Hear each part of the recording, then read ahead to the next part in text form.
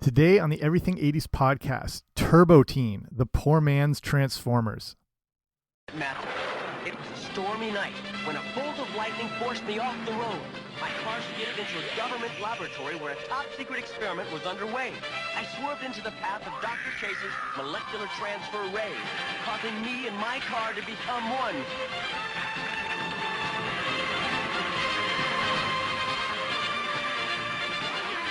The incredible Turbo Teen!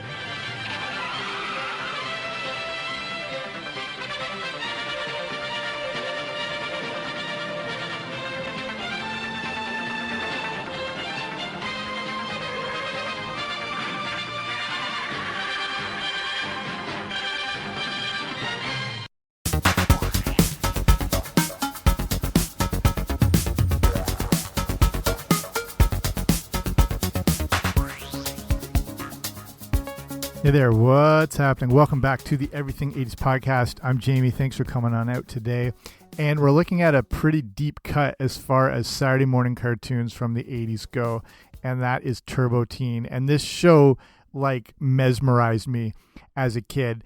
And it's a combination, like I said, it's kind of like the poor man's Transformers, but it's got a bit of Knight Rider to it, a bit of not a lot of creativity, but we're going to look back on this pretty interesting show. Okay, let's go.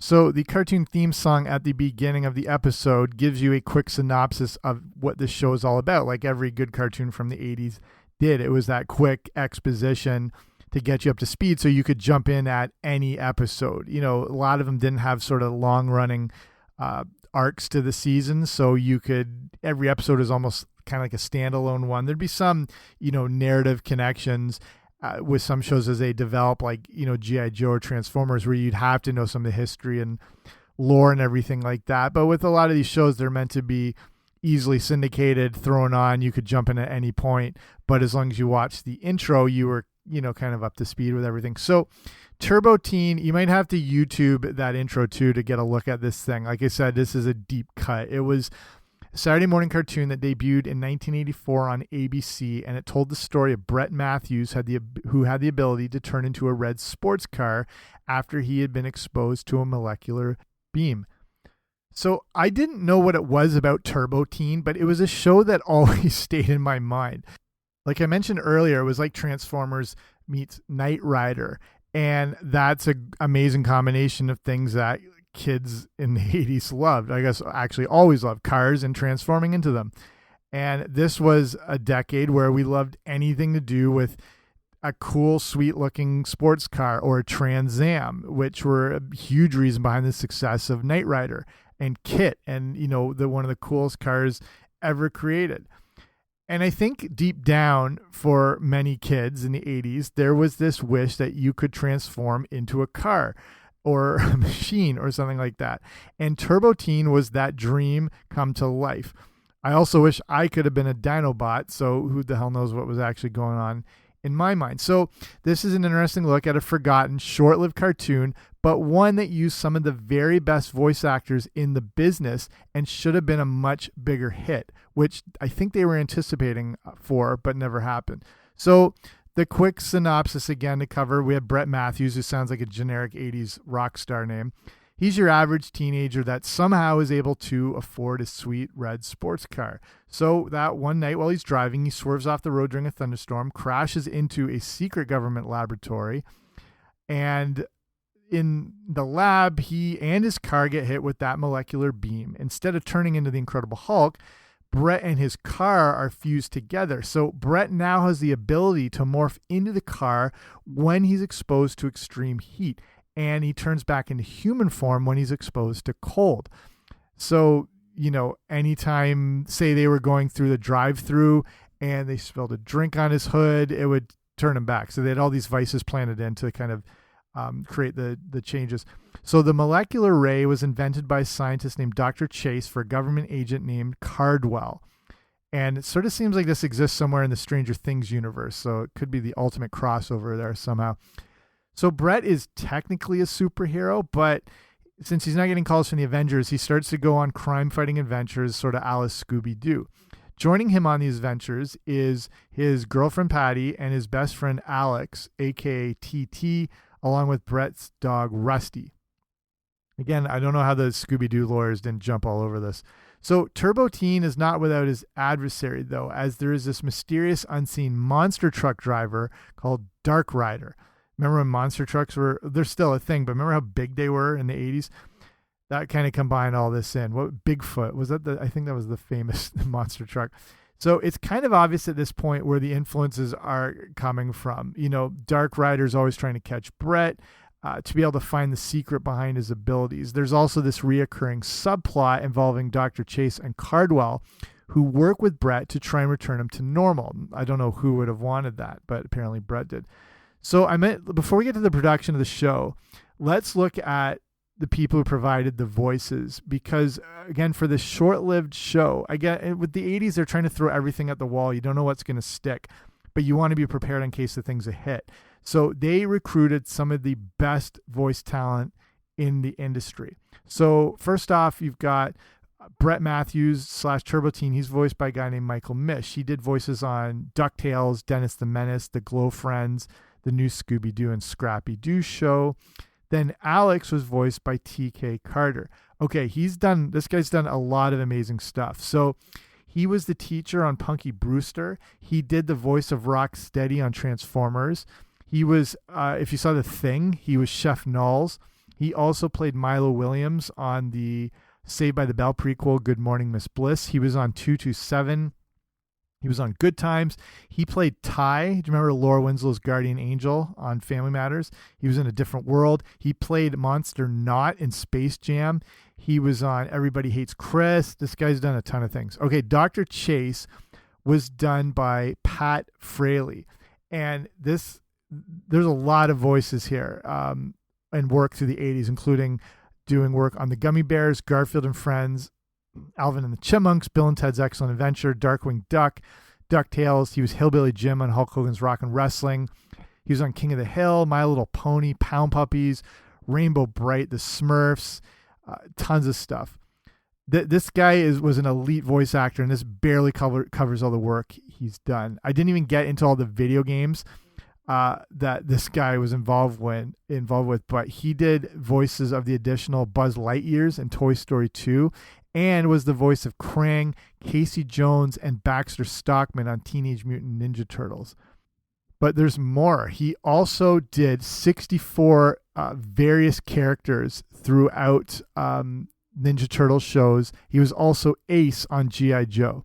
Okay, Patty was voiced by Pamela Hayden. You don't know her necessarily, but you do.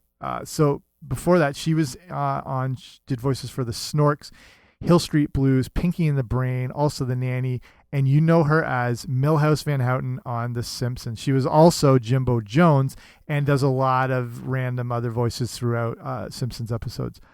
Cardwell was voiced by Clive Revel. He was a Shakespearean actor who was also in shows like Columbo, Dynasty, Magnum P.I., The Love Boat, MacGyver, Transformers, and depending how deep of a Star Wars nerd you are, he was the original voice of Emperor Palpatine in the 1980 release of The Empire Strikes Back.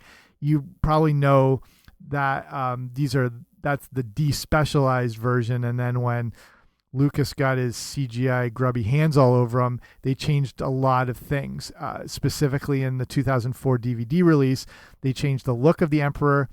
The original Emperor had these like brown goggle things, and I think was actually played by an old woman, but the voice was done by this Clive Revel.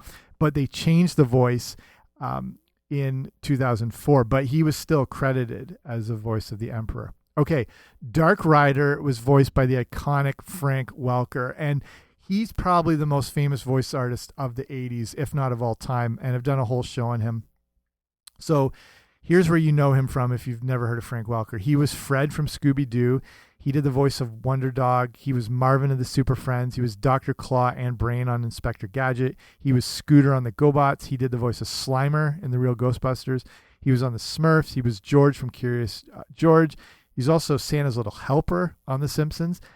And again, if you're somewhat familiar with Transformers, I'm going to assume you are if you're here, he was, of course, the voice of Megatron and Soundwave, but also did voices for Skywarp, Rumble, Frenzy, Ravage, Mirage, Tailbreaker, and Sludge. And then he did, this guy's done so much. Read his IMDb, it's crazy. He did voices in the Garbage Pail Kids movies, and he did sound effect voices in Gremlins. And it's nuts. The amount of voice talent they had on this little show is remarkable. And again, I don't know if they were expecting this to be the big hit, but expectation wise, I'm sure they wanted to have all their bases covered. You're not going into all this production, thinking this thing's going to be a flop. You're thinking it's going to be the next, G.I. Joe or whatever. So again, the 80s are this golden age of cartoons, and it was so much going into the 1980s. I've covered this a million times. I won't go into it too much. This is the period of deregulation when restrictions were lifted on advertising to children. And that's why you see this explosion of cartoons and stuff in the 80s, because there's nothing holding them back. They had free reign to put out as much content as they want. That's why you see a 300% increase in trademark characters and intellectual properties and creativity, because there was so much opportunity now to not be held back to advertise to kids and make a fortune. So everyone was just throwing everything at the wall, seeing what would stick. And, you're trying to stand out amongst all this massive competition. So with Turbo Teen, they at least gave themselves every chance to be successful. So let's look at this show, getting it up and running, and that Knight Rider influence I mentioned. So during the growing popularity of Knight Rider, it was thought that a similar based show, but geared more towards children, had the prospects of becoming a big hit. Knight Rider was, of course, a massive hit. And I'm assuming you had some connection to the 80s, listen to this, maybe if not. But if you grew up at the time, of course, Knight Rider was a juggernaut on TV. And again, though, it wasn't necessarily based for little kids. It was targeting the demographics, still kind of a little hazy, because they wanted to be able to cater to as wide an audience as possible. And again, this is a primetime show, so you're not going to have like 6-year-olds necessarily watching it, but you still want to be able to entertain a teenager than, adults. So, but I think it struck a good balance and all that, but it was enough that this show was mesmerizing to a kid growing up in the 80s. So of course they wanted to kind of minimize the content down, sort of, make it a little less intense. And obviously with cartoon form, that's going to be more doable, but really with this, cater more to children, capitalize on Knight Rider, and make this a huge thing. So the whole concept was created by Ruby Spears Production, who would be the producers of the show. So the animation was done by Toei Animation and Hanho Hung Oop, who brought us shows like Transformers, Hulk Hogan's Rockin' Wrestling, Star Wars Droids, My Pet Monster, Ninja Turtles, and a lot of the Simpsons episodes, among, tons of other cartoons. So, they're using some of the best in the business to make this thing a hit. So Turbo Teen comes out on September 15th, 1984 on Saturday mornings, airing on ABC. And as much as it was thought to have a connection to Transformers, it actually debuted 2 days before Transformers would. So it didn't actually capitalize or try to capitalize on the success of the robots in disguise thing, but, again, went that blatantly obvious influence route from Knight Rider.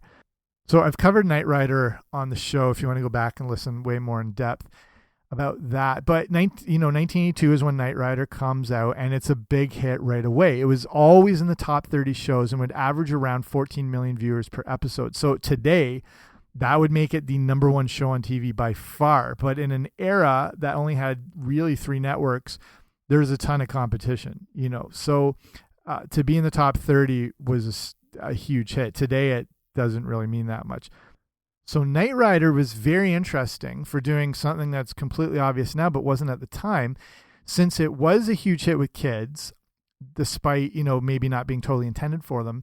It found a much bigger success, even though it wasn't, always maybe a top 10 show, definitely not #1 and was in that top 30, but had much more success because they did one thing that no one else was really doing: merchandising.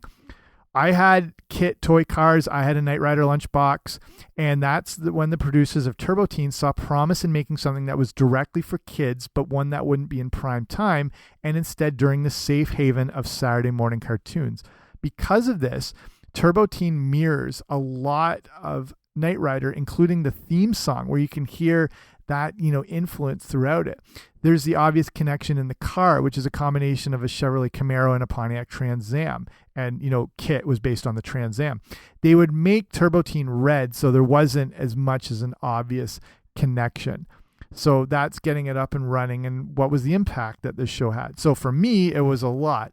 I love Knight Rider, so this was right up my alley. I feel I was an exact target demographic for this show, but it was not a long-lasting one. Turbo Teen would last for just 13 episodes, with the last one airing on December 1st, 1984. By August 31st, 1985, it was officially scrapped. And there's a million reasons why a cartoon series ends, but if you think of the it comes back to that massive amount of those monumental cartoons that were coming out at this time period, especially, 84, 85. It was so hard to stand out. And that's the thing. It's this transforming car thing, so it looks more Transformer based, but the Transformers cartoon is much better. Even the GoBots were a better show. So I think the momentum of what was happening with Transformers just took that huge chunk of the audience away. And now you've got real, actual transforming robots, way better stories, way better animation. No disrespect to the people involved, but it was just, if it had come out maybe a couple years earlier, it would have had a maybe lasting ability. I watched some of those old Turbo Teen episodes back. Go on YouTube. There's a bunch of them up there. It's still fun. And the funniest thing, though, is to hear basically Milhouse on the show in that character of Patty. So you just cannot not hear Milhouse in it. So, take a look on YouTube just to get an idea of what this was all about and get more of a feel for the show. So to wrap it up here, Turbo Teen made its own little dent in the 80s, but it was a minuscule dent, like a tiny, tiny little dent, and a dentlet, if you will. I'm not sure if you even remember this thing. Again, depending on how old you are, you might have just missed it, or you might have been around right at the right time and just weren't aware of it. And if you remembered it as well as I did, though, it was one of those shows, again, that fell out of memory because there was just too much competition and too much other amazing stuff to focus on. And it was just one of those things that randomly popped back into my head one day. It was hiding away somewhere in there. It helped me remember the whole thing. And, obviously didn't have the lasting impact of Transformers, G.I. Joe, He-Man, or whatever. But again, in the 80s, you were just throwing it all out there, seeing what would happen, seeing if you could connect and resonate with kids and create an audience and sort of get the ball rolling from there. This was, again, I don't think this was a time where market research was really a thing. I know it was a little bit, but the big problem was you just didn't have time to conduct all this, research and using test audiences and go through it and like consulting with different people. You had to get something up and you had to get it out there quick and had to see if it was going to hit due to all the competition.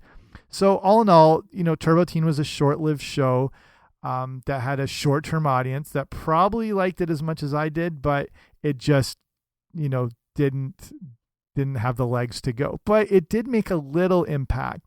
Again, I've got this show based on it, but if you're a fan of Robot Chicken, they did a little piece that had Turbo Teen. It was also on Rick and Morty. So, maybe it had a bigger impact than I realized and actually connected with more kids that were similar to me. Okay, let's wrap it up there. Thanks for taking the time to listen to this episode and checking the show out. And again, if you haven't already, make sure you subscribe wherever you get your podcasts. I should be there. Apple Podcasts, Spotify, Google Play. Pretty much everywhere. So you can, go back and check out all these episodes. I've covered all this stuff. Like I said, entire episodes on Knight Rider, on Transformers, on GoBots, all this amazing 80s content. But yeah, thanks for taking the time. I know there's a million podcasts out there now, so the fact you're listening to this one means a lot, but I will be back very soon. Thanks for listening. Bye.